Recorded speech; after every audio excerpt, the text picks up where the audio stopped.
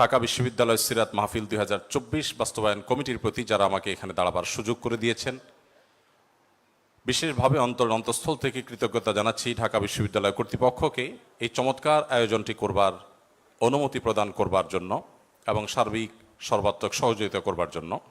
আমি কোনো ভূমিকা ছাড়াই আমার মূল বক্তব্যে প্রবেশ করতে চাই। আজ 2024-এর যেই সময়টাতে আমরা দাঁড়িয়ে কথা বলছি, আজকের পৃথিবীতে দুর্বলদের পক্ষে কথা বলাটা ফ্যাশনে পরিণত হয়েছে। আপনারা জানেন, দুর্বল মানুষদেরকে নিয়ে কেউ কাজ করলে সমাজে তাকে হিরো মনে করা হয়। আজকের সমাজে দুর্বলদের নিয়ে কাজ করলে তাদেরকে নিয়ে মানুষ অনেক গর্ব করে। এটা গর্বের একটা ব্যাপার যে কেউ দুর্বলদেরকে নিয়ে কাজ করছে। আমরা সুন্নাহ ফাউন্ডেশন থেকে অসহায় দুস্থদের জন্য কাজ করছি। আপনারা অনেকে আমাদেরকে সেজন্য মোবারকবাদ জানাচ্ছেন, শুভেচ্ছা জানাচ্ছেন, আমাদেরকে প্রেরণা দিচ্ছেন। ধন্যবাদ আপনাদের প্রতি। কিন্তু আমি যেটি বলতে চাচ্ছি যে আজ থেকে ঠিক ১৫০০ বছর আগের পৃথিবীতে যদি আমরা ফিরে যাই, তাহলে আমরা লক্ষ্য করলে দেখতে পাবো সেই পৃথিবীতে দুর্বলদের পক্ষে কথা বলাটা ফ্যাশন তো দূরের কথা, সবচেয়ে বড় চ্যালেঞ্জের বিষয় ছিল। আজকের এই অনুকূল পৃথিবীতে দাঁড়িয়ে আপনি দাস-দাসীর অধিকার, আপনি শ্রমিকের অধিকার, আপনি নারীর অধিকার, আপনি অন্য ধর্মাবলম্বী সংখ্যালঘুদের অধিকার নিয়ে কথা বলতে পারেন। এই কথা বলাটা অনেক নিরাপদ, অনেক ফ্লেক্সিবল পরিবেশ আপনি দেখেন। কিন্তু মুহাম্মদ সাল্লাল্লাহু আলাইহি সাল্লাম যখন দুর্বলদের পক্ষে কথা বলেছেন, তখন পৃথিবীতে দুর্বলদের পক্ষে কথা বলাটা সহজ কাজ ছিল না। এটা লাইফ রিস্কের ব্যাপার ছিল, কিন্তু সেই কাজটা তিনি করেছেন। সম্মানিত উপস্থিতি, প্রিয় নবী সাল্লাল্লাহু আলাইহি সাল্লাম তিনি দুর্বলদের পক্ষে যে কথা বলেছেন, সেটা আজ আমরা অনেকে যে দুর্বলদের পক্ষে কথা বলি নানা পার্থিব উদ্দেশ্যে, তার সেই দুর্বলদের পক্ষাবলম্বনটা পার্থিব কোনো উদ্দেশ্যে ছিল না। আমরা অনেকে আজ দুর্বলদের পক্ষে কথা বলি কোনো সংস্থার কোনো প্রজেক্ট পাওয়ার জন্য। আমরা অনেকে দুর্বলদের পক্ষে কথা বলি কোনো প্রজেক্ট পেয়েছি সেই টাকা হালাল করবার জন্য। আমরা অনেকে দুর্বলদের পক্ষে কথা বলি সোশ্যাল মিডিয়াতে প্রচুর লাইক কমেন্ট পাওয়া যাবে সেজন্য। আমরা অনেকে দুর্বলদের পক্ষে কথা বলি এর পেছনে আমাদের পার্থিব কোনো স্বার্থ আছে সেই কারণে।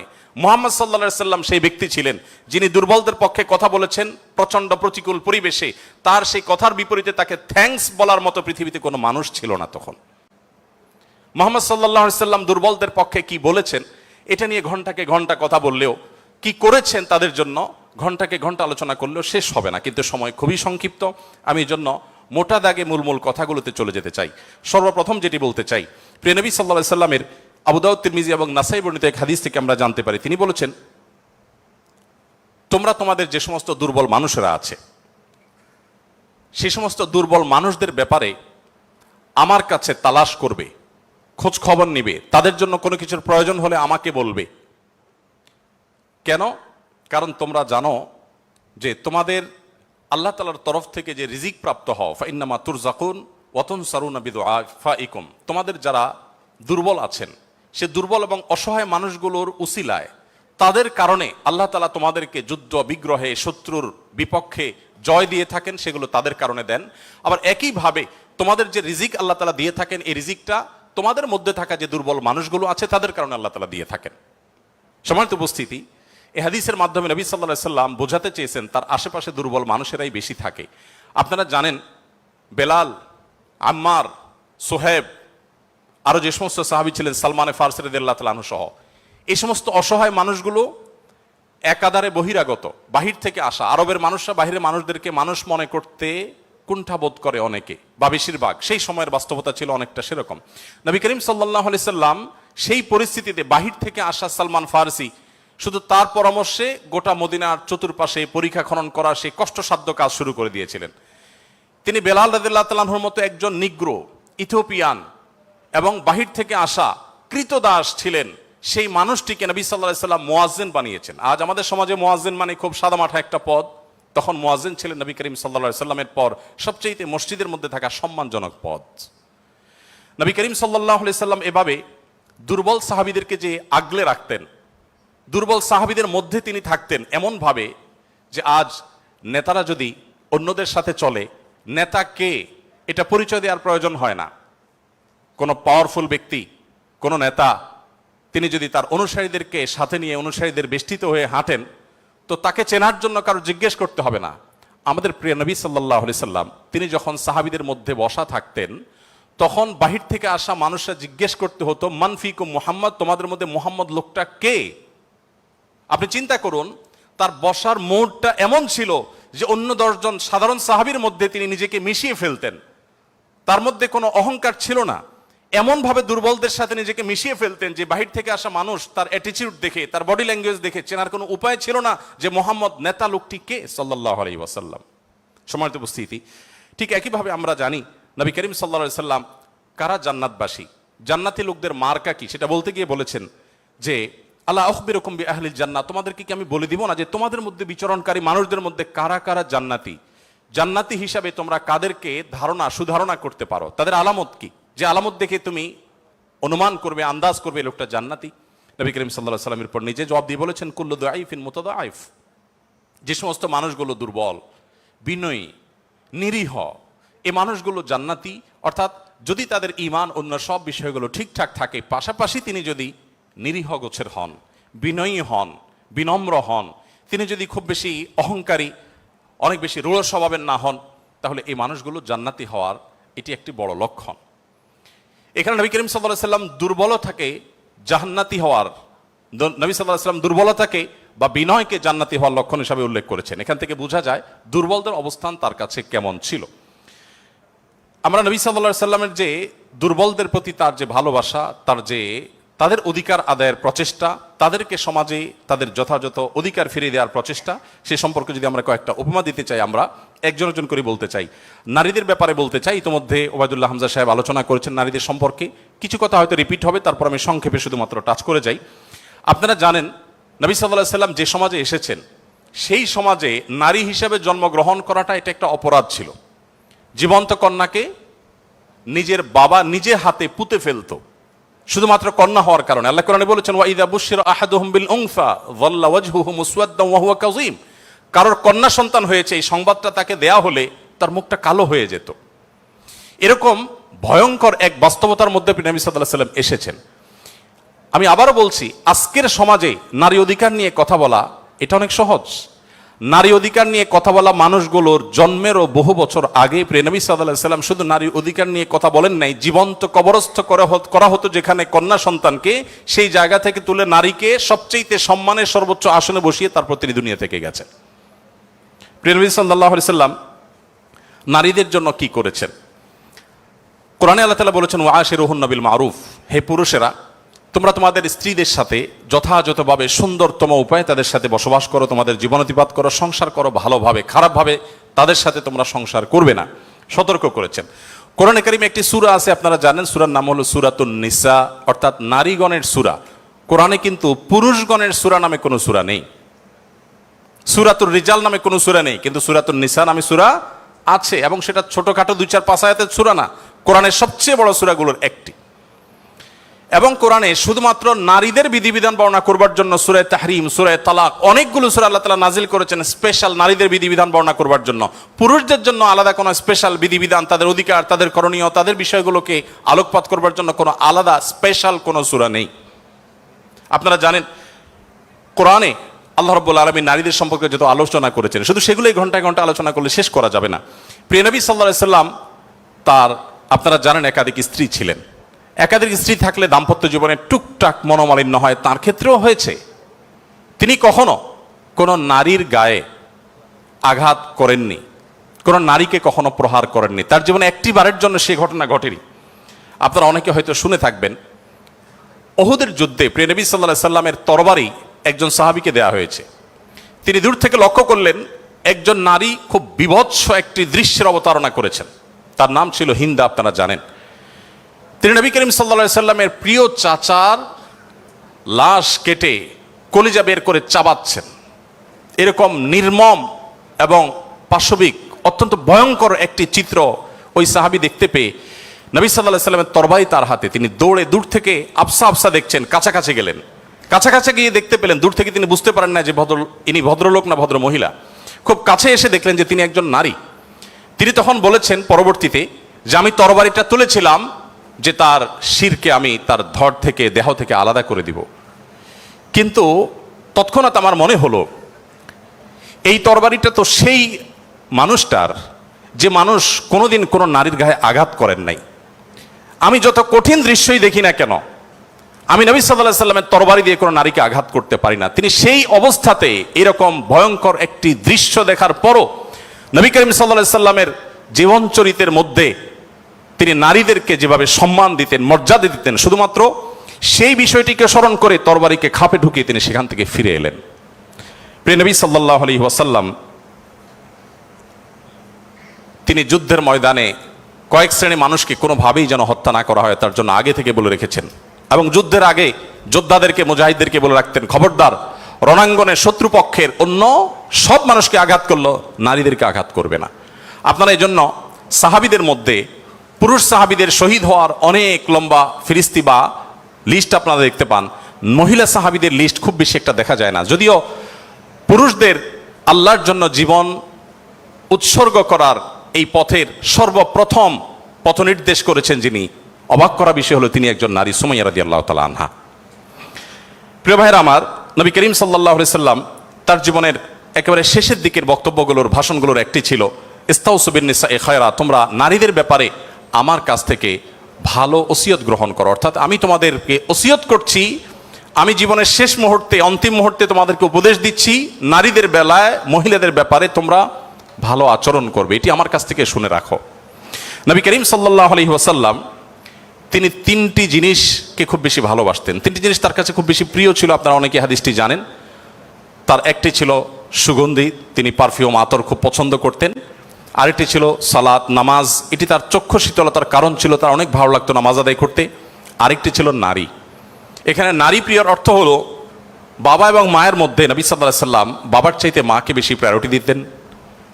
সন্তানের মধ্যে ছেলে এবং মেয়ের মধ্যে মেয়েকে বেশি ভালোবাসতেন, এত বেশি ভালোবাসতেন যে প্রিয় নবী সাল্লাল্লাহু আলাইহি সাল্লামকে আল্লাহ তাআলা ছেলে সন্তান দিয়েছেন, তাদের সবাইকে শৈশবে মৃত্যু দিয়েছেন, তার একমাত্র চারটি কন্যা সন্তানকে বাঁচিয়ে রেখেছেন। দিন শেষে তিনি কন্যাদের বাবা হয়ে বেঁচেছিলেন, ছেলেদের বাবা হয়ে বেঁচে ছিলেন না। ঠিক একইভাবে প্রিয় নবী সাল্লাল্লাহু আলাইহি সাল্লামের আরেকটা হাদিস সহিহ মুসলিমে বর্ণিত হয়েছে, আমরা জানি নবী সাল্লাল্লাহু আলাইহি সাল্লাম বলেছেন, কেউ যদি তার দুটি কন্যা সন্তানকে প্রাপ্তবয়স্ক হওয়া পর্যন্ত সুন্দর আচরণ করে, যথাযথভাবে লালন পালন করে, কোনো প্রকার বৈষম্য না করে, অবিচার না করে, তাদের প্রতি সদাচরণ করে, তো কিয়ামতের ময়দানে নবী সাল্লাল্লাহু আলাইহি সাল্লাম বলেছেন সেই লোক শুধু জান্নাতে যাবে না, কিয়ামতের দিন আল্লাহ নবী সাল্লাল্লাহু আলাইহি সাল্লাম বলেছেন আনা ওয়া হুয়া কাহাতাইন, সে এই দুটি আঙ্গুল যেরকম পাশাপাশি অবস্থান করছে জান্নাতে আমার ঠিক কাছাকাছি এইভাবে অবস্থান করবে, দুটি কন্যা সন্তানকে যথাযথভাবে পালন করবার কারণে।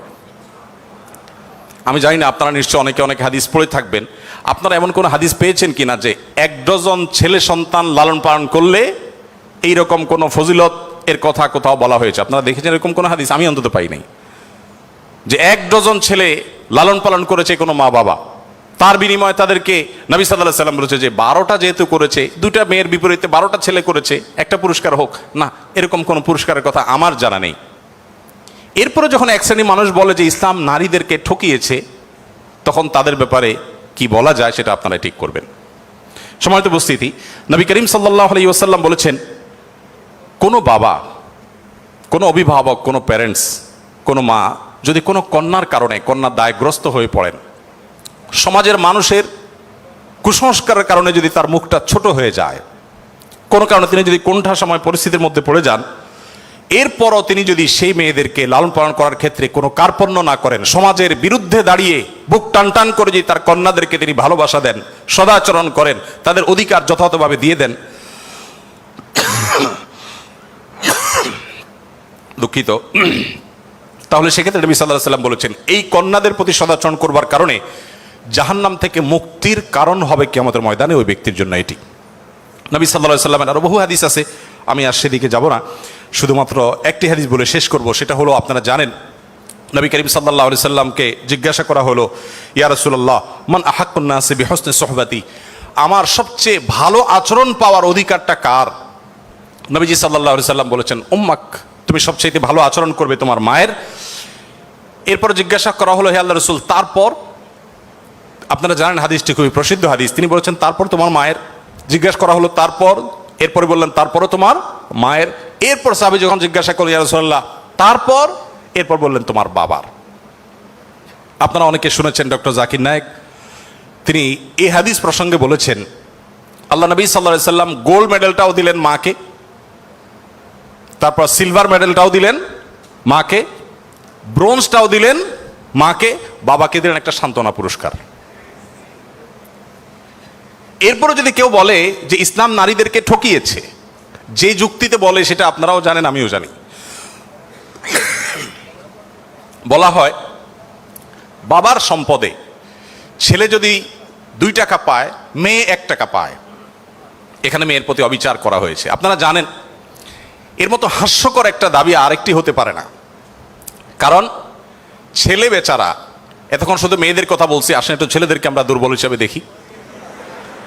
ছেলে বেচারা প্রাপ্তবয়স্ক হওয়ার পর বাবা মা তার ভরণ পোষণ দিতে বাধ্য নন। যদি বাবা মা বলেন যে তুমি প্রাপ্তবয়স্ক হয়ে গেছো, তোমার চাল ডাল তুমি জোগাড় করো, বাবা মা সেটা বলতে পারেন, সে রাইট তাদের আছে।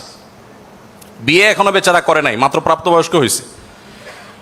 এরপর প্রাপ্তবয়স্ক হওয়ার পর যখন বিয়ে শাদী চিন্তা করে, বাপ মা এটা বলতেই পারেন যে বাবা তোমার বিয়ে শাদীর টাকা তুমি জোগাড় করো, আমি তোমার বইয়ের গহনা কিনে দিব, মোহর জোগাড় করব, তোমার খরচ খরচা দিব। এটা বাবা মা করতে বাধ্য নন শরীয়ত দৃষ্টিকোণ থেকে, ছেলেরটা ছেলেকেই জোগাড় করতে হবে।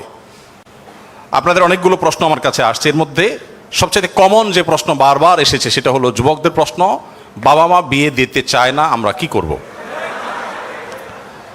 আমি সে প্রশ্ন উত্তরে যেতে পারবো কিনা জানি না, তবে তরুণদের আহাজারে আমাকে খুব কষ্ট দেয়। কারণ আমি খুব বেশি বয়সে বিয়ে করিনি, আমি এখন নানা হয়েছি, আপনারা অনেকে জানেন।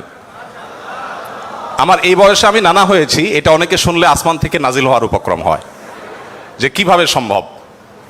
তো আমি বলি, আমি আমার সংসার জীবন গোছানো শেষ, আমি এবং আমার মিসেস সহ বাকি জীবন আরামের সাথে দেশ বিদেশ যদি ঘুরেও বেড়াই, আল্লাহ বিল্লাহ করে বাকি জীবন কাটিয়ে দিই, আমার কোনো টেনশন নাই, কারণ আমার সংসারের সব সেট আপ করা শেষ। সে সমস্ত মানুষদেরকে দেখে আমার করুণা হয়, মায়া হয়, যারা আর্লি ম্যারেজকে দোষণীয় মনে করে, তারা অনেক বেশি দেরি করে তথাকথিত নিজের পায়ে দাঁড়ানোর কথা বলে 30-35 পার হওয়ার পর বিবাহ শাদী করেন। এই মানুষগুলো তাদের ছেলে মেয়ে হইতে হইতে, প্রথম তো আবার ছেলে মেয়ে নেওয়া যাবে না, একটা লম্বা সময় এনজয় করতে হবে, 40-এর পর হয়ে যায় ছেলে মেয়ে হতে হতে। এরপর এই ছেলে পড়ালেখা করে গ্রাজুয়েশন করতে করতে 55-60 ছুঁই ছুঁই হয়ে যায়, ততক্ষণে সংসারের ঘানি টানতে থাকে। আল্লাহ না করুন ছেলেটা যদি অমানুষ হয়, এই বেচারা বৃদ্ধ বয়সে আর যাওয়ার কোনো উপায় নাই। আবার সন্তান তো 1টা বা 2টা বেশি নেওয়া যাবে না, তাহলে তার দুঃখের কোনো শেষ আছে? আর আমার সব কিছু কমপ্লিট। এখন ছেলে মেয়ে যদি বেশি বেতাল হয়, বেলাইন হয়, সোজা কানটা মলে দিয়ে দরজা দেখা দিতে কোনো অসুবিধা নাই। কারণ আমার 2nd, 3rd, 4th অপশন আছে, অনেকগুলো সন্তান আছে। আর দ্বিতীয়ত আমার বয়সে এখনো অনেকখানি বাকি আছে। যাই হোক, আমি সেদিকে যাচ্ছি না। আমি যেটা বলছিলাম সেটা হলো ছেলেদের, এই বেচারাদের যে অসহায়ত্ব, এটার কথা কেউ বলে না। দেখেন, আমিও নারীদের ওয়াজি করে গেলাম, ছেলেদের অসহায়ত্বের কথা একটু বলি। এই বেচারারা যতদিন বাবার সংসারে থাকবে, তোমার ঘানি তুমি টানো, বাবা মা বাধ্য না। মেয়েকে কিন্তু এটা বাবা বা মা বলতে পারেন না। এরপর যখন বিয়ে হবে, বিয়ের সময় ওই যে ছেলেরা চিরকুট নিয়ে আসে, হুজুর একটু বলে দেন আমার আব্বা এখানে আছে। আমি পল্টনে একটা হোটেলের উদ্বোধনী দিনে আমার এক বন্ধু মানুষ সেখানে গেছিলাম, এক ছেলে তার বাবাকে ধরে আমার কাছে নিয়ে আসছে, এসে বলছে হুজুর আপনার অনেক ওয়াজ শুনছি, আজকে আমার বাপরে হাতের কাছে পাইছি, আমাকে বিয়ে দেন, আমি বহু বলছি, আজকে আপনি হাতে নাতে বলেন। আমি নিজের লজ্জা লাল হয়ে গেলাম যে ছেলে কি বেহায়ার মতো কথা। যাই হোক, তো এই বেচারারা বিয়ে করতে যাবে, বাপ বলে যে কি করো তুমি, বিয়ে করবে মানে টাকা কামাই করো। মেয়েদের বিয়ের সময় কি বাবা মা এটা বলে তুমি কয় টাকা কামাই করছো তোমার বিয়ে দিব? বলার সুযোগই নাই, রাইটই নাই। এরপরে বিয়েটা যখন হয়ে যায়, এই বেচারা এতদিন নিজের পেট পালা লাগতো, এখন বউয়ের পেট পালো, ছেলে মেয়ের পেট পালো, অর্থাৎ তাদের রিজিকের ব্যবস্থা করো, তাদের উপার্জনের দায় দায়িত্ব তার। নিজের বাবা মা যদি বৃদ্ধ হয়ে যান, অসহায় হয়ে যান, তাদের দায়িত্ব তার। বাপের বাড়ি যাওয়ার সময় বাজারটা তার করতে হয়, শ্বশুর বাড়ি যাওয়ার সময় মিষ্টির প্যাকেটটার টাকাও তাকে দিতে হয়। শতভাগ খরচ ছেলের, শতভাগ খরচ কার? ছেলের। আর বাপের সম্পদে পাবে হলো 2 টাকা, 2 আনা, আর মেয়ে পাবে 1 টাকা। তার অন্যের খরচ তো দূরের কথা, নিজের খরচই তার উপরে বর্তায় না। ইসলাম কি তাকে কম দিয়েছে না বেশি দিয়েছে? একজনকে 2 টাকা দিয়ে বাজারে পাঠিয়ে বিরাট বড় ফর্দ দেখাই দিয়েছেন, এতগুলো সব তোমাকে আনতে হবে। আরেকজনকে 1 টাকা দিয়ে বললেন যে তুমি শুধুমাত্র এই টাকা দিয়া যা খুশি তা করতে পারো। তাহলে এই 1 টাকা যাকে দেওয়া হয়েছে তার অধিকার কি কম দেওয়া হয়েছে না বেশি দেওয়া হয়েছে? আল্লাহর সাথে পাল্লা দিলে গোল্লা যাওয়া ছাড়া কোনো উপায় থাকে না। যারা নিজের বিবেক দিয়ে আল্লাহ সুবহানাহু ওয়া তাআলার বিচারকে, বিশ্লেষণকে বিচার করতে চায়, তারা আল্লাহর উপরে ওই যে খোদার উপরে খোদাগিরি বলে, যে সে মূর্খতা ছাড়ার কিছুই করছে না। আমি শ্রদ্ধা রেখে তাদের প্রতি এটা বলতে বাধ্য হলাম। যাই হোক, আমি যেটা বলছিলাম যে নবী সাল্লাল্লাহু আলাইহি ওয়াসাল্লাম মেয়েদের সম্পর্কে এত কথা বলেছেন। দেখুন যে মা হিসাবে মেয়েদের মর্যাদা এত বেশি। ইমাম মালিক রহমতুল্লাহ আলাইহি একটি চমৎকার কথা বলেছেন। তিনি বলেছেন যে আল আম্বিয়াউ আবুল বানাত। আপনারা অবাক হবেন, যত নবী রাসূল পৃথিবীতে এসেছেন বেশিরভাগ নবী রাসূলদেরকে আল্লাহ তাআলা ছেলে সন্তান না দিয়ে মেয়ে সন্তান দিয়েছেন। যাই হোক, মেয়েদের ব্যাপারে কথা বেশি হয়ে যাচ্ছে, এক পেশে হয়ে যাচ্ছে, আমরা একটু অন্য কোন অপশনে চলে যাই। এরপরে যেটি বলতে চাই তা হলো বিধবা এবং ইয়েতিমদের ব্যাপারে। দেখুন, ইয়েতিম বিধবার ব্যাপারে নবী করিম সাল্লাল্লাহু আলাইহি ওয়াসাল্লাম বলেছেন, বুখারীতে হাদিসটি বর্ণিত হয়েছে, আস-সাইলাল আরমালাতি ওয়াল মাসাকি কাল মুজাহিদি ফি সাবিলিল্লাহ আও কাল্লাযী ইয়াকুমুল লাইলা ওয়া ইয়াসুমুন নাহার। যে ব্যক্তি কোনো বিধবার ব্যয়ভারের দায়িত্ব গ্রহণ করবে, যে ব্যক্তি কোনো ইয়েতিমের লালন পালনের দায়িত্ব গ্রহণ করবে, অভিভাবকত্বের দায়িত্ব গ্রহণ করবে, নবী সাল্লাল্লাহু আলাইহি ওয়াসাল্লাম বলেছেন এই ব্যক্তি আল্লাহর রাস্তায় রণাঙ্গনে জিহাদরত ব্যক্তি আল্লাহর কাছে যে মর্যাদা লাভ করবে, নিজের জায়গায় বসে থেকে অসহায় বিধবার দায়িত্ব, বিধবা ভাতা দিয়ে তার দায়িত্ব গ্রহণ করলে এই ব্যক্তিকে আল্লাহ তাআলা সেই মর্যাদা দান করবেন। আপনি এরকম কোনো হাদিস দেখাতে পারবেন না যে একটা লোক বেচারার বউ মরে গেছে, মন মরা থাকে, যদি কোনো ভদ্র মহিলা তার আশ্রয় দেওয়ার জন্য তিনি অনুপযুক্ত হওয়া সত্ত্বেও নিজেকে পেশ করেন, উপস্থাপন করেন আর তার আশ্রয় হয়ে যান, তাহলে নবী সাল্লাল্লাহু আলাইহি ওয়াসাল্লাম বলেছেন তার এই পুরস্কার আছে। নিশ্চয়ই ভালো কাজের সওয়াব আছে, কিন্তু আলাদা পার্টিকুলার কোনো সওয়াবের কথা নবী সাল্লাল্লাহু আলাইহি ওয়াসাল্লাম বলেন নাই। কিন্তু একজন বিধবার ব্যাপারে কিন্তু সেই কথা বলা হয়েছে। ইয়েতিমের ব্যাপারে নবী সাল্লাল্লাহু আলাইহি ওয়াসাল্লাম বলেছেন, আনা ওয়া কাফিদুল ইয়াতিমি কাহাতাইন। আমি এবং ইয়েতিমের অভিভাবক, যিনি ইয়েতিমের দায়িত্ব নেন, এই দুইজন এই দুটি আঙ্গুলের মতো পাশাপাশি জান্নাতে অবস্থান করবো। আপনারা অনেকে বলতে পারেন যে জান্নাতে এই লোক নবীর কাছে থাকবে, এর আগে শুনলাম দুইটা কন্যা লালন পালন করলে সেও নবী সাল্লাল্লাহু আলাইহি ওয়াসাল্লাম কাছে থাকবে, তো নবী সাল্লাল্লাহু আলাইহি ওয়াসাল্লামের কাছে কতজন থাকবে? আসলে দুনিয়াতে আমরা একজনের সাথে আরেকজন হাঁটতে পারি, আখিরাতকে আমরা দুনিয়ার মতো কম্পেয়ার করি বা বিবেচনা করি, আখিরাতের বিষয়টা সম্পূর্ণ ভিন্ন। নবী সাল্লাল্লাহু আলাইহি ওয়াসাল্লামের জান্নাত এটা তো দুনিয়ার কোনো প্রাসাদের মতো হবে না, বিশাল বড় জগৎ নিয়ে হবে। সবচেয়ে ছোট জান্নাতে যে গোটা পৃথিবীর সমান 10 পৃথিবীর সমপরিমাণ জান্নাত তিনি পাবেন। মহাশূন্য সম্পর্কে আমরা ধারণা পাওয়ার পর আমাদের কাছে এটা খুব সহজ মনে হয় যে পৃথিবীর অন্যান্য পৃথিবীর বাইরে যে আল্লাহ তাআলার মহা সৃষ্টি আছে সেগুলোর তুলনায় পৃথিবী খুব ক্ষুদ্র। যখন পৃথিবীতে এগুলো আবিষ্কার হয় নাই, আপনি চিন্তা করুন তখনকার মুসলমানদের জন্য ঈমান আনা কতটা কঠিন ছিল, যে কিভাবে এত বড় জান্নাত দিবেন আল্লাহ তাআলা, কোথায় এত জায়গা। কিন্তু আজ আমরা সেটা আবিষ্কার করেছি, আমরা জানি কিয়ামত পর্যন্ত আবিষ্কার হতে থাকবে। কোরআন এবং সুন্নাহর অনেক কিছু এখনো আমাদের বুঝে আসছে না, কিন্তু এক সময় হয়তো বুঝে আসবে। তো যাই হোক, নবী করিম সাল্লাল্লাহু আলাইহি ওয়াসাল্লাম ইয়েতিমের ব্যাপারে এই সুসংবাদ আমাদেরকে দিয়েছেন। এবং নবী সাল্লাল্লাহু আলাইহি ওয়াসাল্লাম আরেকটা হাদিস বলে আমি শেষ করব। তিনি বলেছেন, যে ব্যক্তি তার পরিবারের মধ্যে কোনো ইয়েতিমকে সংযুক্ত করেন, এই জায়গা আমি একটু থামবো। ইয়েতিমকে সংযুক্ত করার মানেটা কি? আমাদের দেশে ইয়েতিম বা গরিবের বাচ্চাকে লালন পালন অনেকেই করেন, কিন্তু সেটা নিজের ধান্দায় করেন, গরিবের প্রয়োজনে না। কিভাবে সেটা? কারোর সন্তান হচ্ছে না, তখন তিনি একটু বাবা ডাক শুনতে চান, মা ডাক শুনতে চান, তো এই জায়গা থেকে তিনি একটা বাচ্চাকে নিয়ে আসেন, অসহায় মানুষের, কারোর কোনো বাচ্চার বাবা মারা গেছেন, বাবা মারা গেছেন, মা মারা গেছেন, তাকে নিয়ে আসেন, সেই বাচ্চাটাকে এনে লালন পালন করেন এবং মনে করেন আমি অনেক সওয়াবের কাজ করছি। আপনি অবশ্যই সওয়াবের কাজ করছেন না যদি আপনার উদ্দেশ্য হয় আপনার যে মা ডাক শোনা, বাবা ডাক শোনা সেটা, আর যদি আপনার উদ্দেশ্য হয় যে না আমি তাকে লালন পালন করতে চাই, সে তার মায়ের কাছেই থাকুক, আমি তার ভরণ পোষণ দিব, তার পড়াশোনার খরচ চালাবো, তার অভিভাবকত্ব করব, তাকে আশ্রয় দিব, তাহলে আপনি এই হাদিসের সুসংবাদ পাবেন ইনশাআল্লাহ তাআলা। আপনি যদি নিজে পার্থিব কোনো স্বার্থে তাকে লালন পালন করেন তাহলে এই হাদিসের মর্যাদা আপনি লাভ করবেন না। নবী করিম সাল্লাল্লাহু আলাইহি ওয়াসাল্লাম মুসনাদ আহমদে বর্ণিত একটা হাদিসে আসছে, তিনি বলেছেন যে এক ব্যক্তি তার কাছে বলেছে, হে আল্লাহর রাসূল, আমার অন্তরটা অনেক শক্ত, আমি খুব শক্ত হৃদয়ের মানুষ, আমার মনটা নরম হয় না, আপনি আমাকে কোনো একটা পরামর্শ দিন। নবী সাল্লাল্লাহু আলাইহি ওয়াসাল্লাম বলেছেন, তুমি ইয়েতিমের মাথায় হাত বুলাবে, তোমার মন নরম হবে এবং সেই সাথে অসহায়দের তুমি খাদ্য দান করবে, আহার দিবে। এই দুটি কাজ যদি তুমি করো তাহলে তোমার অন্তরের কাঠিন্য দূর হয়ে যাবে। আমাদের অনেকের মধ্যে এই অভিযোগ আছে, আমরা এই আমলগুলো করতে পারি। নবী সাল্লাল্লাহু আলাইহি ওয়াসাল্লাম দুর্বলদের মধ্যে যারা দাসী ছিলেন তাদের জন্য কি করেছেন আপনারা অনেকে জানেন। ইসলামের অনেকগুলো গুরুত্বপূর্ণ বিধিবিধান আছে, এর মধ্যে থেকে একটা হলো দাসী মুক্ত করার বিধান।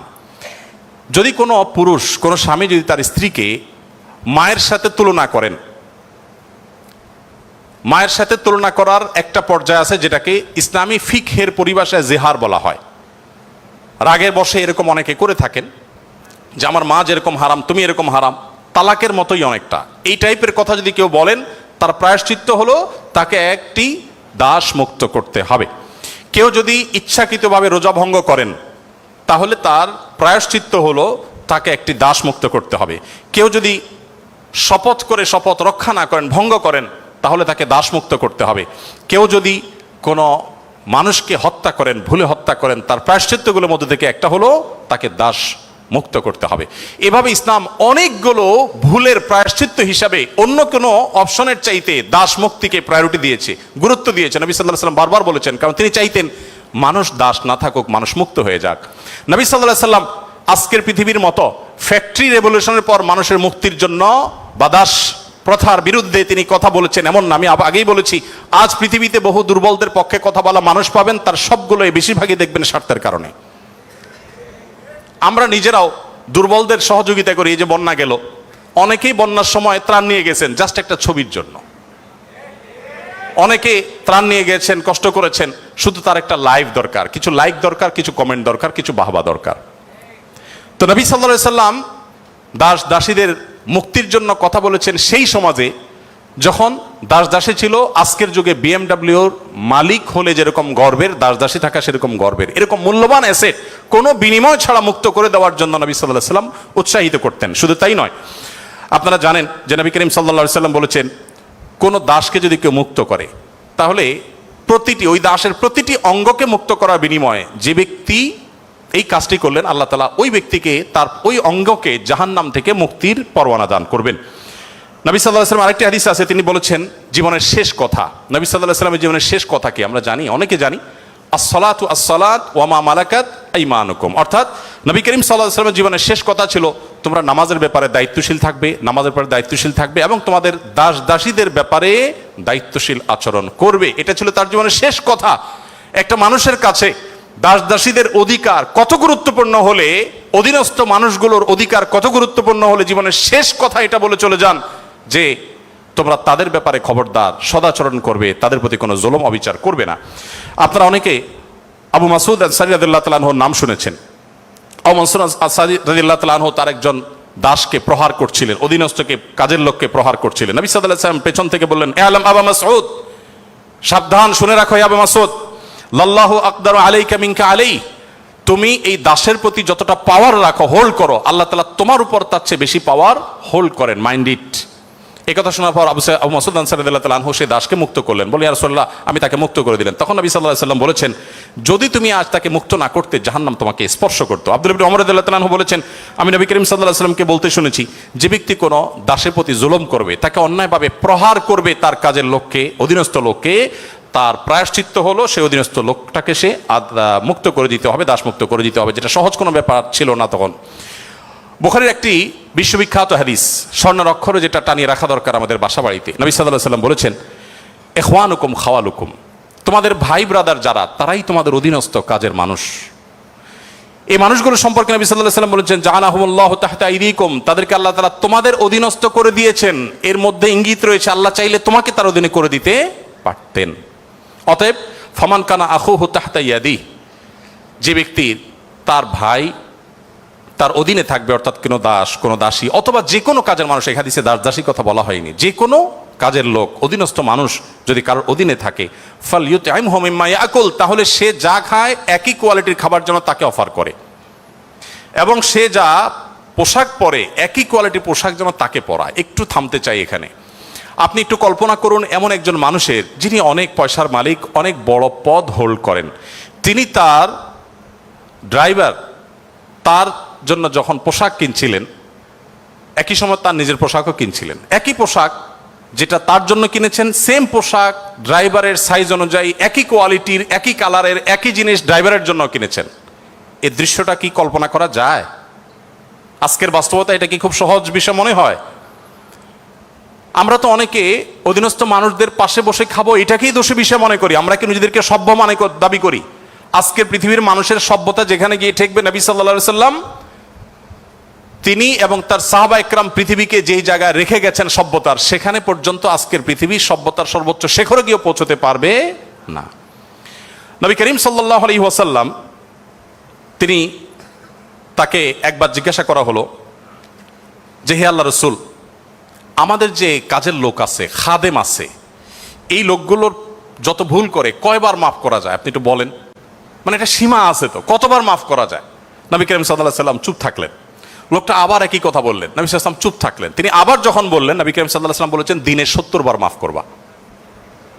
কতবার? এর মানে হলো তুমি নিজেকে নিয়ন্ত্রণহীন করবে না। এই বিষয়ে অবশ্য ওয়াজ করা অনেক সহজ, আমল করা অনেক কঠিন। আল্লাহ তাআলা আমাদেরকে আমলের তৌফিক দান করুন। এভাবে নবী করিম সাল্লাল্লাহু আলাইহি ওয়াসাল্লাম দুর্বলদের পক্ষে, দুর্বলদের অধিকার আদায়ের জন্য অনেক কথা বলেছেন। সেই সময় যখন দুর্বলদের পক্ষে কথা বলা আজকের মতো ফ্যাশনের বিষয় ছিল না। আজ যারা অধিকারের কথা বলে তাদের জন্মেরও হাজারো বছর আগে প্রিয় নবী সাল্লাল্লাহু আলাইহি সাল্লাম এই মানুষগুলোর অধিকার আদায় করে উন্নতির চরম শিখরে রেখে গেছেন। পৃথিবী আবার তাদেরকে অবনমন করেছে, আজ সেজন্য আমাদেরকে কথা বলতে হচ্ছে।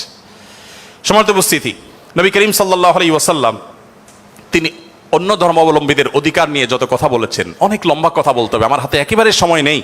আমি শুধু এটুকু বলবো, আল্লাহ তাআলা কোরআনে কারিমে বলেছেন, লা ইয়ানহাকুমুল্লাহু আনিল লাযিনা লাম ইউকাতিলুকুম ফিদ-দীন ওয়া লাম ইখরিজুকুম মিন দিয়ারিকুম আন তাবাররুহুম ওয়া তুকসিতু ইলাইহিম ইন্নাল্লাহা ইউহিব্বুল মুহসিনিন। যে সমস্ত অন্য ধর্মাবলম্বীরা তোমাদেরকে তোমাদের দেশ থেকে বের করে দেয়নি, তোমাদের উপর কোনো যুদ্ধ চাপিয়ে দেয়নি, অর্থাৎ শান্তিপূর্ণ সহাবস্থান করছে, তাদের প্রতি সদাচরণ করতে তোমাদের আল্লাহ তোমাদেরকে নিষিদ্ধ করেনি না, বরং আল্লাহ তাআলা সদাচরণকারী, ন্যায়নিষ্ঠ আচরণকারীকে ভালোবাসেন। তার মানে সংখ্যালঘুদের প্রতি, অন্য ধর্মাবলম্বীদের প্রতি কোনো মুসলিম যদি সদাচরণ করে, এই লোক আল্লাহর ভালোবাসা পাবে। বাংলাদেশে মানুষ ধর্মপ্রাণ, এদেশে ওলামা একরাম দায়িত্বশীল। এই জন্য আমি প্রায় বলি, আমাদের আশেপাশে অন্য যে কোনো দেশের সংখ্যালঘুদের চাইতে আমাদের দেশের সংখ্যালঘুরা আলহামদুলিল্লাহ অনেক ভালো আছে, সেজন্য আমরা অনেক হ্যাপি এবং সুখী। আমরা চাই তারা আরো ভালো থাকুক। আমাদের আশেপাশে বিভিন্ন দেশে বহু ধর্মীয় দাঙ্গা হয়েছে, শত শত মানুষ মারা গেছে। বাংলাদেশের আজও পর্যন্ত কখনোই ধর্মীয় দাঙ্গায় শত শত মানুষ তো দূরের কথা, ডজন ডজন মানুষ মারা গেছে, এমন কোনো ঘটনা কখনো শোনা। সংখ্যালঘুদের নির্যাতনের যে সমস্ত বিচ্ছিন্ন ঘটনা ঘটে, এটা আমরাও জানি, আমাদের সংখ্যালঘু ভাই বোনেরাও জানেন। এটা দিন শেষে রাজনৈতিক ফায়দা হাসিলের নীল নকশা ছাড়া আর কিছুই নয়। বাংলাদেশের সবচেয়ে বড় ধর্মীয় শিক্ষা প্রতিষ্ঠান হাটহাজারী মাদ্রাসার ঠিক কোল ঘেঁষে একটা মন্দির, আমি সেই মাদ্রাসার ছাত্র। এত প্রাচীন এই মন্দির এবং মাদ্রাসাও প্রাচীন, শতবর্ষী মাদ্রাসা এবং প্রাচীন মন্দির। কেউ বলতে পারবে না যে মাদ্রাসার হাজার হাজার ছাত্রের কেউ কোনোদিন একটা ঢিল সেই মন্দিরে নিক্ষেপ করেছেন অথবা মন্দির থেকে পাল্টা এরকম কিছু হয়েছে, কেউ বলতে পারবে না। বাংলাদেশের মানুষের সাম্প্রদায়িক সম্প্রীতির যে উদ্যম দৃষ্টান্ত, পৃথিবীর অনেক উন্নত দেশেও সে দৃষ্টান্ত নাই। এটা আমরা কোত্থেকে পেয়েছি? ইসলাম থেকে পেয়েছি। আমাদের সংখ্যালঘু ভাই বোনদের প্রতি সদাচরণ করতে আমাদের ইসলাম বলে, ভালো মুসলিম হওয়ার প্রয়োজনে আমাদের এটা করতে হচ্ছে। অতএব আমরা যত বেশি ভালো মুসলিম হতে পারবো, আমাদের সংখ্যালঘু ভাই বোনরাও তত নিরাপদে থাকবেন। নবী সাল্লাল্লাহু আলাইহি সাল্লাম বলেছেন, যেই ব্যক্তি কোনো অমুসলিম, যিনি মুসলিম ভূখণ্ডে বসবাস করার পারমিশন নিয়ে আসছেন, ধরুন বাইরে থেকে ভিসা নিয়ে এসছেন, অনুমোদিত তার বসবাসটা, এরকম কোনো অন্য ধর্মাবলম্বীকে যদি কোনো মুসলমান হত্যা করে, এই মুসলমান এই হত্যার কারণে জান্নাত তো দূরের কথা, জান্নাতের ঘ্রাণও সে পাবে না। মানুষটা কিন্তু অন্য ধর্মাবলম্বী। নবী সাল্লাল্লাহু আলাইহি সাল্লাম একটা ইহুদির লাশ নিয়ে যাওয়া হচ্ছিল, তিনি সম্মান প্রদর্শন করলেন।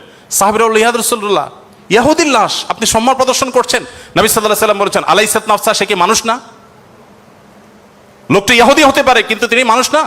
আব্দুল ইবনে ওমর রাদিয়াল্লাহু তাআলার বাসায় ছাগল জবে হয়েছে, তিনি বাহির থেকে এসে জিজ্ঞাসা করলেন, আহাদাইতুম লিজারনাল ইয়াহুদি, আমাদের ইহুদি প্রতিবেশী বাসায় গোশত পাঠিয়েছো? বাসার লোকজন বলল, না তো। তখন তিনি বললেন, আল্লাহ রাসূল সাল্লাল্লাহু আলাইহি সাল্লাম প্রতিবেশীর অধিকার নিয়ে এত কথা বলেছেন যে নিজের সম্পদে তাদের হিস্সা আল্লাহ তাআলা নির্ধারণ করে দেওয়ার উপক্রম হয়েছিল, আর তোমরা কেন প্রতিবেশী বাসায় খাবার পাঠাওনি? আমাদেরকে আরো ডেভেলপ করতে হবে। আমাদের আশেপাশে কোনো হিন্দু বসবাস করেন, আপনার পাশে ফ্ল্যাটে, পাশের বাড়িতে, আপনি কয়দিন তার বাসায় খাবার পাঠিয়েছেন, গিফট পাঠিয়েছেন? অথচ ইসলাম কিন্তু সেই নির্দেশ আমাদেরকে করে। যাই হোক, নবী করিম সাল্লাল্লাহু আলাইহি ওয়াসাল্লাম চতুষ্পদ জন্তু, পশু পাখির প্রতি তার যে দয়া ছিল, তারা দুর্বল, তারা অসহায়, তাদের পক্ষে নবী সাল্লাল্লাহু আলাইহি ওয়াসাল্লামের যে অবস্থান ছিল, একবার আপনারা জানেন বিখ্যাত হাদিস, নবী সাল্লাল্লাহু আলাইহি ওয়াসাল্লাম বলেছেন যে অনেক আগের একটি ঘটনা, এক লোক তিনি যাচ্ছিলেন কোথাও পানি পান করার জন্য, কোন একটা কুয়াতে তিনি নেমেছেন, উঠে দেখতে পেলেন একটি কুকুর পিপাসায় সেরকম অস্পোস করছে। তখন তিনি তার পোশাক খুলে পানিতে চুবিয়ে, সে পানির চিবিয়ে ওই কুকুরকে খাওয়ালেন। এই হাদিসটি দুই রকম আছে, একজন পুরুষের ক্ষেত্রে আছে, তিনি তার পায়ের মোজা খুলেছেন, একজন নারীর কথা আছে, তিনি তার ওড়না খুলে এই কাজটি করেছেন। ওই নারী ব্যভিচারিণী হওয়া সত্ত্বেও আল্লাহ তাআলা একটি প্রাণীর প্রতি এই ভালোবাসা, এই সম্প্রীতি দেখাবার জন্য তাকে মাফ এবং নাজাত দিয়ে দিয়েছেন। নবী সাল্লাল্লাহু আলাইহি সাল্লাম বলেছেন যে এর বিপরীতে একজন নারী, আপনারা সেটাও শুনেছেন অনেকে, যে একটি ইবাদত গুজার একজন নারী একটি বিড়ালকে বেঁধে রেখেছিলেন এবং সে বিড়ালকে বেঁধে রাখতে রাখতে এক পর্যায়ে না খেয়ে বিড়ালটি মারা গেছে, তাকে খাদ্য দেননি। শুধুমাত্র এই কারণে তিনি ইবাদত গুজার হওয়া সত্ত্বেও আল্লাহ তাআলা ওই নারীকে জাহান্নামী হিসেবে ঘোষণা করেছেন, শুধু একটা প্রাণীর জীবনের প্রতি এই হেয়ালিপনা করার জন্য। এখন প্রাণী তো দূরের কথা, মানুষের জীবন আমরা শেষ করে ফেলছি নির্দয়ভাবে। নবী করিম সাল্লাল্লাহু আলাইহি সাল্লামের আরো হাদিস আমরা জানি, একটা পাখির দুটি বাচ্চাকে কেউ একজন ধরে নিয়ে গেলেন। নবী আলাইহিস সালাম যখন দেখলেন এই কাজটি কেউ করেছে, তখন বললেন যে কে কাজটি করেছ? তখন নবী করিম সাল্লাল্লাহু আলাইহি সাল্লাম তাকে ডেকে বললেন, যাও, এই যে পাখি, মা পাখিটা সে ছটপট করছে আমি দেখতে পাচ্ছি, এই বাচ্চাগুলোকে সেখানে রেখে আসো, এটা তোমার জন্য জায়েজ নাই, মা পাখির বাচ্চাগুলোকে তুমি ছিনিয়ে আনবে জাস্ট তোমার বিনোদনের জন্য। তখন নবী করিম সাল্লাল্লাহু আলাইহি সাল্লাম ওই নির্দেশ সাহাবীকে করেছেন এবং ভৎসনা করেছেন এই কাজটি করবার জন্য। এর বিপরীতে আরেকটা ঘটনা আমরা জানি, এর পাশাপাশি আরেকটা ঘটনা আমরা জানি, নবী সাল্লাল্লাহু আলাইহি সাল্লাম এক ব্যক্তিকে দেখলেন তিনি পিপিলিকার উপদ্রব থেকে বাঁচার জন্য আগুন দিয়ে পোড়াচ্ছেন। তিনি বলেছেন, খবরদার, লা ইউআযযিবু বিন-নার ইল্লা রাব্বুন নার, আগুন দিয়ে পুড়িয়ে নির্মমভাবে তুমি এটাকে হত্যা করতে পারো না। যদি হত্যা করতেই হয় তাহলে তুমি এমনি পিষে মেরে ফেলো, অন্য কোনোভাবে মেরে ফেলো, নির্মমভাবে তুমি মারতে পারো না। আমাদের অনেকে দেখবেন যে ওই যে এক ধরনের আঠা পাওয়া যায় ইঁদুর মারার, সে আঠা দিয়ে ইঁদুর মারার চেষ্টা করেন, নির্মমভাবে মৃত্যু, হত্যা করা বা নিধন করা, এটা জায়েজ নাই। সে আপনাকে উপদ্রব করে, আপনি হত্যা করতে পারেন, কিন্তু নির্মমভাবে হত্যা করবার বা হত্যাকে আপনি এনজয় করবেন এই অধিকার আপনাকে ইসলাম দেয়নি। নবী করিম সাল্লাল্লাহু আলাইহি ওয়াসাল্লাম তার সাহাবী আব্দুল ইবনে সাঈদ ইবনে জুবায়ের বলেছেন যে সাহাবী আব্দুল ইবনে ওমর রাদিয়াল্লাহু তাআলা আনহু একবার যাচ্ছিলেন, দেখলেন যে কুরাইশের কিছু যুবক কিছু পাখিকে বেঁধে রেখে তীর নিক্ষেপ করছিলেন হাত সই করার জন্য, এবং ওই পাখিগুলোর যে মালিক তাকে বলেছেন যেটা লাগবে না, মিস হবে, ওই তীরটা তোমার, বিনিময়ে তুমি তীর পেয়ে যাবে, আর লাগলে তো পাখি মারা যাবে। এটা জাস্ট মজা করছিল তারা। দেখেন আল্লাহ নবী সাল্লাল্লাহু আলাইহি ওয়াসাল্লামের সাহাবী আব্দুল ইবনে ওমর যখন এসেছেন, জাস্ট তাকে দেখেছে, দেখার সাথে সাথে দৌড়ে পালিয়ে গেছে তারা, ওই যুবকরা, কারণ জানেন যে নবী সাল্লাল্লাহু আলাইহি ওয়াসাল্লামের সাহাবী কোনো প্রাণীর প্রতি নির্মমতাকে সহ্য করবেন না, চলে গেছে তারা। তখন এবার আব্দুল ইবনে ওমর রাদিয়াল্লাহু তাআলা আনহু বলেছেন, আল্লাহ লানত এবং অভিশাপ নাজিল হয় ওই মানুষগুলোর প্রতি যারা কোনো প্রাণীকে এরকম বিনোদনের জন্য জাস্ট তীর মেরে, গুলি মেরে বিভিন্নভাবে লক্ষ্যবস্তু তাদেরকে বানায়। নবী করিম সাল্লাল্লাহু আলাইহি ওয়াসাল্লামের জীবনের বহু ঘটনা আছে, আমরা বলে শেষ করতে পারবো না, আমি একেবারে শেষের দিকে চলে আসছি। একবার নবী করিম সাল্লাল্লাহু আলাইহি ওয়াসাল্লাম একটি ওট দেখতে পেলেন, খুব ক্ষীণকায়, জীর্ণশীর্ণ, দুর্বল, এবং তার চোখে পানি। নবী সাল্লাল্লাহু আলাইহি ওয়াসাল্লাম তার শরীরের উপরে খুব আলতো করে হাত বুলিয়ে দিলেন। তখন সেই ওটের আচরণ দেখে বর্ণনাকারী সাহাবী বলছেন, মনে হচ্ছিল সে অনেকটা প্রশান্তি অনুভব করেছে। তখন তিনি ওটের মালিককে ডেকে বললেন যে এই ওটকে তুমি কেন ভালো করে খাবার দাবার দাও না, তার ব্যাপারে তুমি আল্লাহকে কেন ভয় করো? নবী সাল্লাল্লাহু আলাইহি ওয়াসাল্লাম তাকে সতর্ক করলেন। ঠিক একইভাবে নবী সাল্লাল্লাহু আলাইহি ওয়াসাল্লাম ঐতিহাসিক একটি হাদিস সহিহ মুসলিম বর্ণিত, যে তিনি বলেছেন, ইন্নাল্লাহা কাতাবাল ইহসানা আলা কুল্লি শাই ফাইদা কাতালতুম ফাহসিনুল কিতলাহ ওয়া ইযা যাবাহতুম ফাহসিনুজ যিবহা, যদি কেউ কোনো প্রাণীকে জবে করতে হয়, জবে করে খেতে হয়, আল্লাহ তার জন্য হালাল করেছেন, সেও যেন নির্মমভাবে জবে না করে। এই জন্য ছুরি যেন ভালো করে ধার দিয়ে নেয়, যাতে করে পশুর প্রতি নির্মমতা করতে করতে ধীরে ধীরে তাকে যেন হত্যা করতে না হয়। এমনকি কোনো মানুষকে যদি মৃত্যুদণ্ড দিতে হয়, তাকেও যেন নির্মমভাবে হত্যা না করা হয়। প্রয়োজনে তাকে যদি মৃত্যুদণ্ড দিতে হয়, এমনকি রণাঙ্গনে যদি শত্রুপক্ষ হয়, নির্মমভাবে তার অঙ্গ প্রত্যঙ্গ কেটে টুকরা টুকরা করবেন, এই নির্মমতা করার অনুমতি ইসলাম আপনাকে দেয়নি। আপনাকে মানুষ হতে বলেছে ইসলাম। নবী সাল্লাল্লাহু আলাইহি ওয়াসাল্লাম এক ব্যক্তিকে দেখলেন যে তিনি তার কোন একটা পশু জবাই করার জন্য শুয়ে তারপরে সেই পশু ছুরি ধার দিচ্ছেন। একদিক থেকে শুয়েছেন, হয়তো পাও দিয়ে ফাড়া দিয়ে ধরে রেখেছেন, আর অপর দিক থেকে হাত দিয়ে তিনি ছুরি ধার দিচ্ছিলেন। নবী সাল্লাল্লাহু আলাইহি ওয়াসাল্লাম বলেছেন যে আতুরিদু আন তুমিতাহা মাউতা, তুমি কি চাও এই প্রাণীটাকে কয়েকবার হত্যা করতে? কেন তুমি আগে ছুরি ধার দিয়ে আনো নাই? নবী করিম সাল্লাল্লাহু আলাইহি ওয়াসাল্লাম একটি গাধার পাশ দিয়ে যাচ্ছিলেন, দেখতে পেলেন যে গাধাটার উপরে কেউ ছেক দিয়েছে, কোনো লোহাটো হাতে দাগ দিয়ে ছেক দিয়েছে, ক্ষত বিক্ষত হয়েছে। নবী সাল্লাল্লাহু আলাইহি ওয়াসাল্লাম বলেছেন, লাআনাল্লাহুল্লাযী ওয়াসামা, যে ব্যক্তি গাধাটাকে ছেক দিয়েছে, আল্লাহর লানত, আল্লাহর রহমত থেকে সে বঞ্চিত হয়ে অভিশাপ তার উপরে নাজিল হবে। নবী করিম সাল্লাল্লাহু আলাইহি ওয়াসাল্লাম এক ব্যক্তিকে দেখলেন যে তিনি বলছেন, হে আল্লাহর রাসূল, আমি যখন ছাগল জবে করি তখন আমি যাতে অপ্রয়োজনীয় কষ্ট দিতে না হয়, নির্মমতা করতে না হয়, সেদিকটা খেয়াল করে। নবী সাল্লাল্লাহু আলাইহি ওয়াসাল্লাম বলেছেন, রহিমাকুল্লাহ, তুমি যদি ছাগলের প্রতি দয়া পরবশ হও, আল্লাহ তাআলা তোমার প্রতি দয়া পরবশ হবেন। ভাইরা আমার, এমনকি তৃণ লতা গাছপালা এগুলো প্রয়োজন ছাড়া যদি কেউ কাটে, নবী সাল্লাল্লাহু আলাইহি ওয়াসাল্লাম বলেছেন ওই ব্যক্তির মাথায় আল্লাহ তাআলা জাহান্নামের আগুন নিক্ষেপ করেন। প্রয়োজন ছাড়া যদি বৃক্ষ নিধন করে কেউ, আমি যদি সারাদিন সারারাত বলি, হয়তো নবী সাল্লাল্লাহু আলাইহি ওয়াসাল্লাম দুর্বলদের অধিকার আদায়ের জন্য কি করেছেন, শুধু কথা বলেননি, কি করেছেন সেগুলো বলে হয়তো শেষ করা যাবে না। আমাদের সময় অনেক আগেই শেষ হয়ে গেছে। আমি শুধুমাত্র শেষের দিকে আসছি এবং বলতে চাই, আজকে যে জায়গায় আমি দাঁড়িয়ে কথা বলছি, এই বিশ্ববিদ্যালয় সহ বহু বিশ্ববিদ্যালয়, বিশেষ করে পাবলিক বিশ্ববিদ্যালয়গুলো, যেগুলো মেধাবীদের, দেশের সবচেয়ে বড় বড় ভালো মেধাবীদের সবচেয়ে বড় বিচরণ ক্ষেত্র, এই জায়গা থেকে আমাদের আনন্দের ওখানে অনেক ইতিহাস যেমন রচিত হয়েছে, দুই একটি দুঃখের এবং বেদনার ঘটনাও এখানে ঘটতো। তার মধ্যে থেকে একটি হলো র্যাগিংয়ের ঘটনা। নতুন একজন শিক্ষার্থী, যেখানে পুরাতন শিক্ষার্থী বা বড় ভাইদের কাছে, সিনিয়রদের কাছে স্নেহ ভালোবাসা পাওয়ার কথা, র্যাগিংয়ের নামে তাকে অপমানিত করা, অপদস্থ করা, তাকে হ্যারাসমেন্ট করা, তাকে অপমান অপদস্থ করে পশুর মতো বুনো আনন্দে মেতে ওঠা, এটা আমাদের দেশের অনেক শিক্ষা প্রতিষ্ঠানের একটি অঘোষিত কালচারে পরিণত হয়েছিল। আমরা আশা করব এই পশুত্ব, এই নির্মমতা, এটা আমাদের দেশে আর কোনো শিক্ষা প্রতিষ্ঠানে কোনো দিন ফিরে আসবে না। আমরা সবাই যদি দায়িত্বশীল হই, আমরা সবাই যদি মানুষ হই, ভালো মুসলমান হতে হলে ভালো মানুষ আমাদেরকে হতে হবে। আমরা যদি ভালো মানুষ হই, তাহলে আমাদের দ্বারা এরকম ঘটনা কখনো ঘটতে পারে না। একজন মানুষের কষ্ট কারোর আনন্দের কারণ হতে পারে না। নবী করিম সাল্লাল্লাহু আলাইহি সাল্লাম বলেছেন, যে ব্যক্তি কোনো ছোটদের প্রতি স্নেহ করে না, ভালোবাসে না, সে আমার উম্মত না। ছোট এবং জুনিয়রদের প্রতি যদি স্নেহ মমতা না থাকে, ভালোবাসা না থাকে, সে আর যা হোক নবী করিম সাল্লাল্লাহু আলাইহি সাল্লামের উম্মত হিসাবে পরিচিতি পাবে না। অতএব র্যাগিংয়ের এই অপসংস্কৃতিকে ঝেঁটিয়ে শিক্ষা প্রতিষ্ঠানগুলো থেকে বিদায় করতে হবে আপনাদেরকেই। সবাই রাজি আছেন তো ইনশাআল্লাহ? আল্লাহ তাআলা আমাদের সবাইকে সেই তৌফিক দান করুন। সময়ত উপস্থিতি, আমাদের আসরের সময় হয়ে গেছে অনেক আগেই। আমি খুব সংক্ষেপে শেষ করলাম। আপনাদের প্রশ্ন, অনেকগুলো প্রশ্ন আমার কাছে আছে, কিন্তু প্রশ্ন আমি এখনো টাচই করতে পারলাম না, তো সেজন্য আমি ক্ষমা চেয়ে নিচ্ছি। নামাজের পর আর কোনো সেশন আদৌ থাকবে কিনা আমি জানি না, তবে যেহেতু প্রশ্নগুলো আপনারা দিয়েছেন, আমি কোনো লাইভে সেটার উত্তর দিয়ে যেতে পারি। আর যদি নামাজের পরে সেশন হয়, তাহলে সেখানে আমরা 15-20 মিনিটে প্রশ্নগুলো উত্তর দেওয়ার চেষ্টা করতে পারি। আর একটি আহ্বান আপনাদের প্রতি আমি রাখতে চাই, সেটা হলো, আপনারা অনেকে আমাদের সাথে বিভিন্ন সময় যোগাযোগ করেন যে আসুন্নাহ ফাউন্ডেশনের সাথে আপনারা কিভাবে ইনভলভ হবেন।